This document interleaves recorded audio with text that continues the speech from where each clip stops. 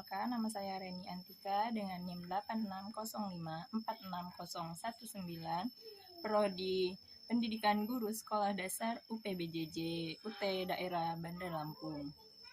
Baiklah, pada video kali ini saya akan membahas mengenai peran filsafat ilmu dalam memperkuat ilmu pendidikan. Mulai dari hubungan keduanya, fungsi filsafat ilmu sebagai alat analisis, hingga contoh penerapannya dalam dunia pendidikan. Yang pertama, bagaimana sih filsafat ilmu mengawasi dan memperkuat eksistensi keilmiahan dan nilai-nilai dalam ilmu pendidikan? Mari kita bahas. Filsafat ilmu dan pendidikan memiliki hubungan yang sangat erat dan saling memperkuat. Filsafat ilmu membantu pendidikan agar memiliki dasar yang jelas, logis, dan bernilai. Di sisi lain, pendidikan juga memperkuat filsafat ilmu. Melalui pendidikan, manusia belajar berpikir kritis, mempertanyakan pengetahuan, dan mencari kebenaran. Dari proses itulah, filsafat ilmu terus berkembang. Jadi, hubungan keduanya bersifat timbal balik. Yang pertama, filsafat ilmu memberi arah bagi pendidikan, dan pendidikan menjadi tempat berkembangnya pemikiran filsafat ilmu. Selanjutnya, kenapa sih filsafat ilmu dianggap sebagai pisau analisis? Yaitu, filsafat ilmu disebut sebagai pisau analisis karena mampu membedah persoalan pendidikan melalui 3 aspek utama. Yang pertama, ontologi. Ontologi membahas tentang apa hakikat pendidikan. Melalui ontologi, pendidikan dipahami bukan sekedar menghafal materi, tetapi juga memanusiakan manusia. Selanjutnya, epistemologi. Epistemologi membahas bagaimana cara memperoleh pengetahuan.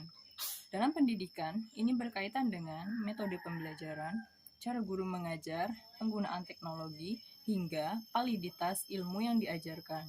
Contohnya, pembelajaran aktif lebih dianjurkan dibanding hanya ceramah, karena siswa diajak berpikir kritis dan menemukan pengetahuan sendiri.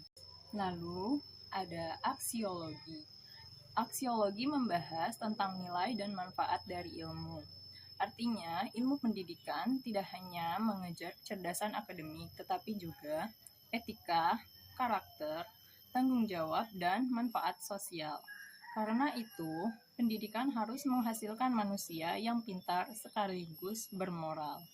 Selanjutnya, contoh konkret penerapan filsafat ilmu dalam pendidikan.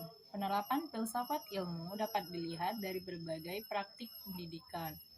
Contoh yang pertama, dari kurikulum merdeka. Kurikulum ini menekankan kreativitas, berpikir kritis, dan pembelajaran yang berpusat pada siswa.